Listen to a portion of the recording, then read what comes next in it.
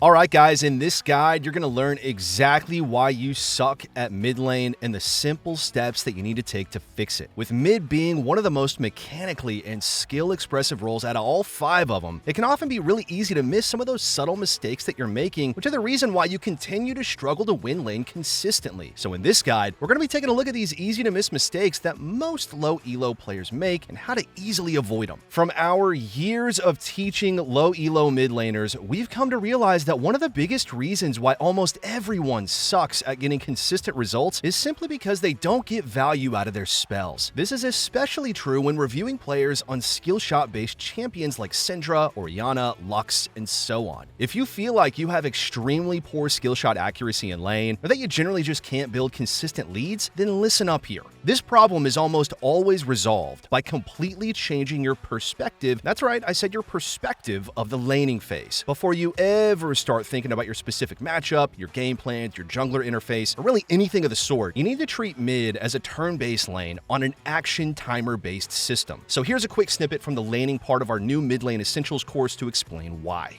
For our purposes, an action is a time where you or your opponent have to trade, hit a minion with an auto attack or ability, or ultimately concede if the trade or last hit looks too risky to go for. Basically, an action is any time that you have to input an auto attack or ability, or else you'll get punished for it, either it be losing out on CS or losing a trade. Most players just accept last hitting as a given, without putting much thought into it. After all, the first thing you learned when playing League is that you need to CS. But think about it, if we weren't required to last hit minions for gold, every laning phase would pretty much just be a 1v1 skill shot contest like Mundo Dodgeball. That's why you need to understand action timers and how to play around them. Actions or turn-based trading are the foundation for almost every single mid lane trade, and yet, when we watch low elo, it almost seems like no one even tries to consider this during the laning phase. To show you what we mean, we're going to be reviewing a skill shot heavy matchup here between 2 platinum elo mid laners. Now, as a quick note, do keep in mind that players platinum and below account for 85% of the whole ranked population. So by following what we're about to teach you here, your laning is going to immediately be better than the vast majority of players. Anyway, let's get into the lane we're reviewing here. We're going to be keeping track of how many times both players mess up, so you can get a good idea of how dominant you could be in this elo if you just learn this concept. The lane begins, and Xerath immediately readies up his Q. This is mistake number 1. Take a look at the lane through Ahri's perspective. She isn't forced into any specific action right now. There's no low minions, and she still has her cooldown up. Technically, Ahri is free to do literally anything she wants right now. She could kite up, down, left, or she could even go straight into Xerath and try and fight back. Because she's not in the middle of a forced action, it's literally exactly what our course described. A game of Mundo Dodgeball in which Xerath missed his random skill shot, and now the situation turns with Xerath down a spell and being forced into an action to last hit right now. It's a perfect time for Ahri to punish. So she AFKs and, well, does nothing. We all know this story. Great. Ahri is clearly feeling generous and does something even worse than this though. One thing to understand is that certain actions are more forced than other actions. For example, there's a difference between when an opponent has to last hit a caster minion versus a cannon. During a caster last hit, they are much more willing to give it up to potentially dodge your spell. Now on the other hand, during a cannon, they are far more likely to commit to last hitting it. Think about that as you pay attention to what Ahri just did. She alternated auto attacks between all 3 melees, so they all got low at about the same time. If she were to lose all 3, that'd be the equivalent of missing a cannon minion. So she's forced herself to line up her Q so she can last hit them all at the same time. Seeing that happen, Xerath's immediate instinct is not to Q her while she'll predictably stand, but instead, he walks over to stand exactly where she's obviously gonna Q. Now I'm thinking it's pretty fair to add 5 to our mistakes counter for how insane that sequence of events was. It's ridiculous. Next, both of them are forced into an action to last hit a minion at the exact same time. However, Xerath has Q, whereas Ahri's Q is still down. He had the advantage and could Q both. Another mistake to add to the list. And moments later, Xerath finally shows some promise and looks to Q during Ahri's last hit, but unfortunately misses. Now we're not going to count that as a mistake, as it was actually the right thing to do. Ahri, on the other hand, knows that Xerath's Q is now down and he has to last hit, and she does nothing again. Our next few mistakes are a little bit more more nuanced, but if you've been able to follow along so far, you should be able to understand how what both players are about to do makes absolutely zero sense. As the second wave arrives, Xerath wants to fight for level 2, so he cues these caster minions here. The mistake by Ahri here is once again not thinking of the lane holistically, and instead looking at it as an isolated skill shot game. Think about it. If she simply stood still outside her wave and she didn't even try to dodge, Xerath now has two choices. If he Qs her, she has an even bigger advantage in the level 2 race. Not only that, but Xerath would now have a forced action to try to last hit these two caster minions only with auto attacks. It would be very easy to deny or punish that timer. Now, let's discuss what actually happens if Xerath went for option 2, which was to Q the minions. So the problem with this particular Q by Xerath is that it doesn't change his problem. He's still behind on the race to level 2. Ahri's going to kill the melee first, leveling up, and then Xerath is going to be forced to auto-attack this melee, giving her a timer to punish with a 2-ability advantage. And she throws that away and Qs the wave instead. Funny thing is, she still has an advantage because Ahri can last hit with her W and trade at the same time. So since both these minions are getting equally low, she can harass Xerath as he's forced to last hit again. Once again, Ahri does nothing. Okay, so at this point, we should all be thinking it is abundantly clear just how little players think about action requirements during the lane phase. Neither side played around these timers at all, except maybe one time by the Xerath. We literally could not go 5 seconds without either of them making a mistake to break down in this video. This is why most low elo mid laners really do suck and are so inconsistent in their laning. Listen, and I know that word is a little bit harsh, but I'm talking about myself here. You're playing the skill shot based role. You absolutely need to play around these action timers or you're going to look exactly like this Ahri and Xerath do every single game. You can tell that they just throw their spells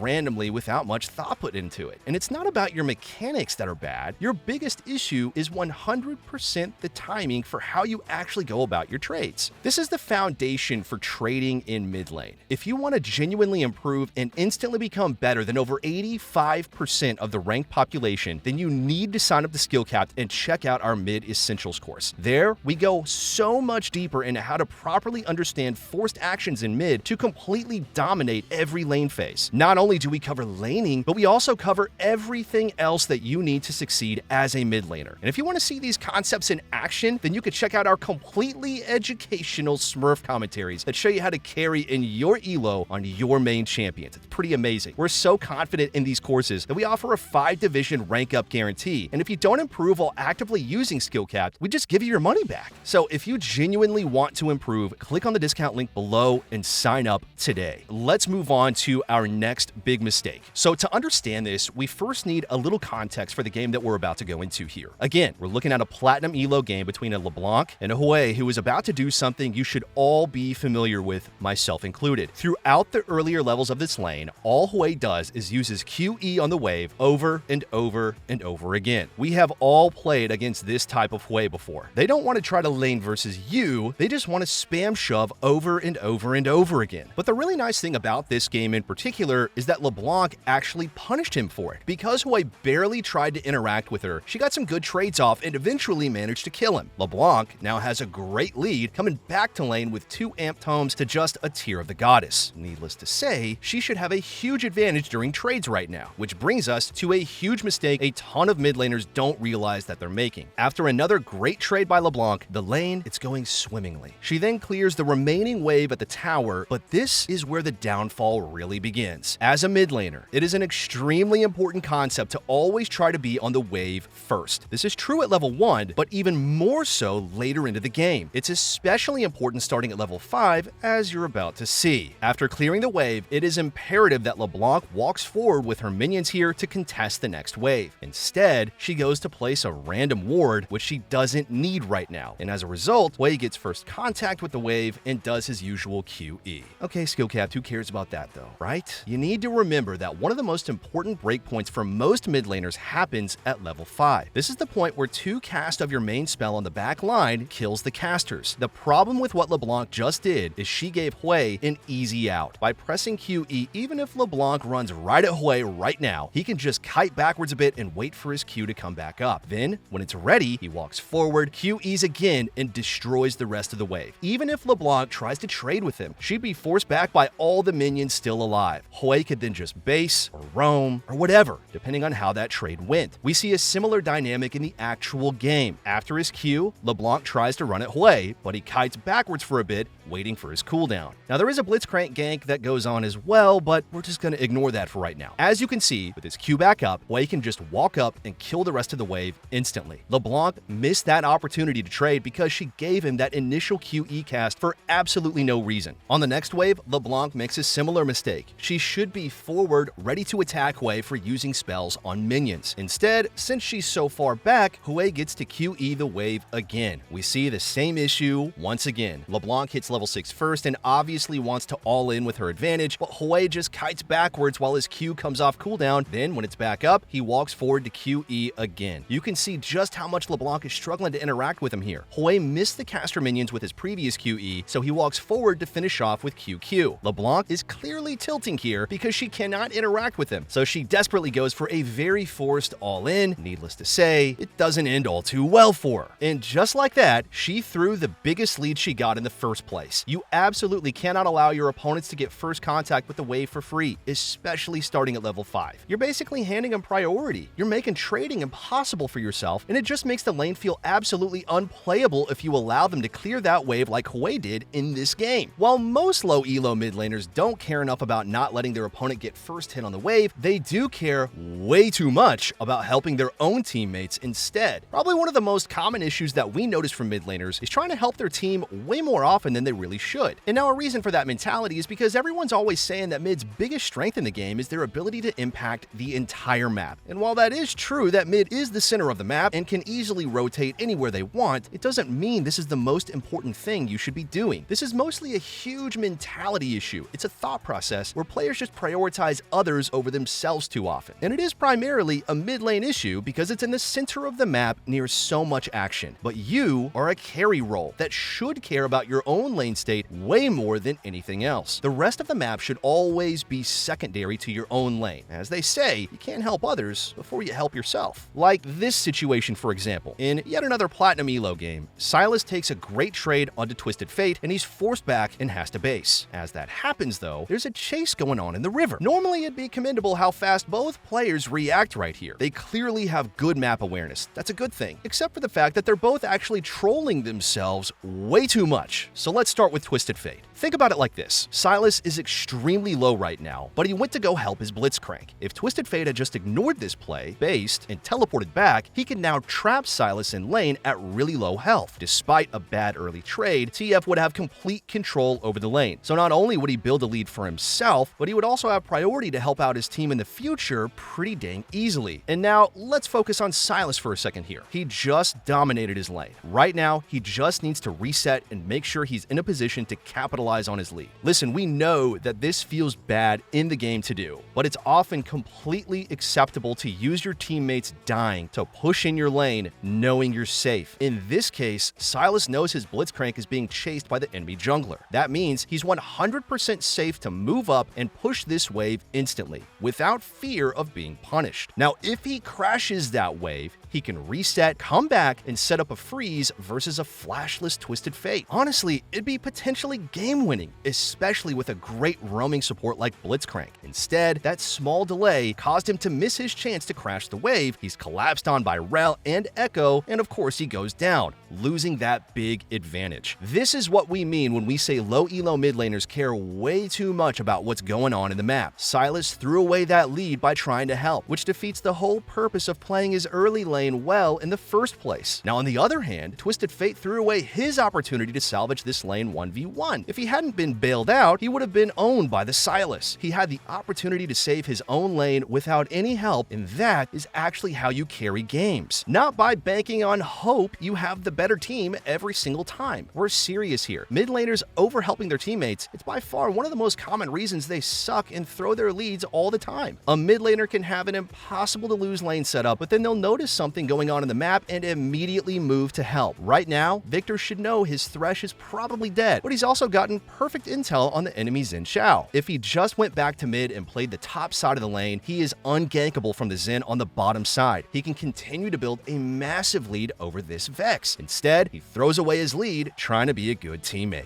Alright, so moving on from that, one final reason for why low elo mid laners suck at being consistent is not understanding the current resource they should be playing around in lane. The most obvious thing to play around in every single game is obviously going to be your opponent's health bar. But this is actually only one of 4 resources that you can actively be playing around to dominate your matchup. Now listen up, because this is important, as mid lane is by far the most diverse role in the whole game. We all know this, and different champions are far better at playing around different resources than others. For example, Lissandra is extremely good at playing around a summoner spell advantage. Because of her E's long range and ultimate stun, anytime her opponent doesn't have flash or cleanse available, she can set up ganks extremely reliably. Despite AD assassins being a little bit mediocre right now in the meta, they have always been amazing at playing around items. Because most lethality items build out of a ton of long swords, they're going to often have a big advantage with efficient purchases compared to a mage counterpart. Understanding the current most important resource you're playing around is really going to make you a much better player than almost anyone you encounter. Most low elo mid laners don't even think about it, which is why they suck at making consistently good game plans to win lane. So enough talk. To show you why, let's take a look at a final Platinum Elo game versus a Zed and Vel'Koz. So the matchup goes basically how most guides would tell you to play it. We're completely aware of how good the average player in League is these days, and it seems like both sides really know how to play a melee versus ranged matchup. Zed is playing patiently, conceding CS early until he hits level 3 and can start fighting back. Vel'Koz, on the other hand, is building a small CS lead early on and harassing anytime he can. However, everyone knows how to do that already, and every guide on YouTube is going to tell you to do it too. To win games in League these days, you need to plan a little bit better. So that in mind, as Vel'Koz cancels his recall attempt here, we have a little bit of a question for you. Who do you think is currently in control over this lane? Here's both sides' CS and items.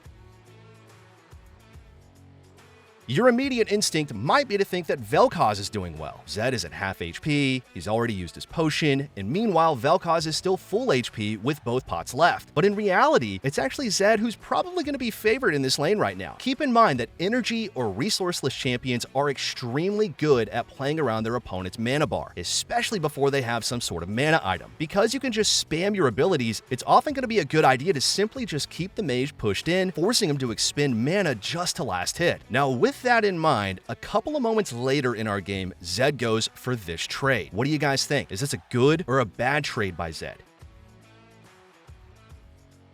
Well, let's see what happens first. Turns out Vel'Koz was getting a gank, and, well, Zed is forced to flash away to safety. But if we go back to the trade, getting ganked isn't the reason this was bad. It's simply that it doesn't make sense to trade right here. Zed went for his bread and butter WEQ combo and dealt some okay damage, but this is what we mean when players don't understand playing around the most important resource in the lane. Vel'Koz had full HP, and he still has 2 health potions left. It'd honestly take like 3 or 4 of these combos to even threaten to kill Vel'Koz. And with Vel'Koz even having TP, this just doesn't even make sense altogether. Think about it. The Vel'Koz isn't going to take these trades over and over and over again and just die. Even if Zed did keep getting these good trades, Vel'Koz would eventually just TP back before he dies. So going back to this moment here, it doesn't matter what Vel'Koz's HP is. He's never going to die. So it's not a resource that should matter to Zed whatsoever. Instead, he should be punishing the fact that Vel'Koz is really low on mana. All Zed has to do is literally spam abilities on the wave until he gets a clean crash and can set up a recall. That's it. There's nothing Vel'Koz can do to stop that with his mana bar, which would give Zed a free base timer to heal back up and buy actual damage items to try and score a kill later on. And finally, on the flip side, Vel'Koz obviously didn't understand this win condition either. He had a perfect recall opportunity that he canceled for absolutely no reason. Zed's on low HP, but being low on HP doesn't really matter if he doesn't have the mana to actually threaten a kill. So Vel'Koz just needed to commit to the base, buy items, and TP back, and he would be winning. Instead, like in every other example we reviewed today, it seems like whichever mid laner just gets bailed out by their jungler is the one who randomly just kinda ends up winning. If you want to learn how to actually be consistent in your your games though, and consistently keep tips just like these in your back pocket at all times and not be a coin flipper like every other mid laner we've watched today, then remember to sign up to Skillcapped and check out our comprehensive mid lane essentials course where we discuss all of this and so much more. Anyway, thanks for watching, and we'll see ya in the next one.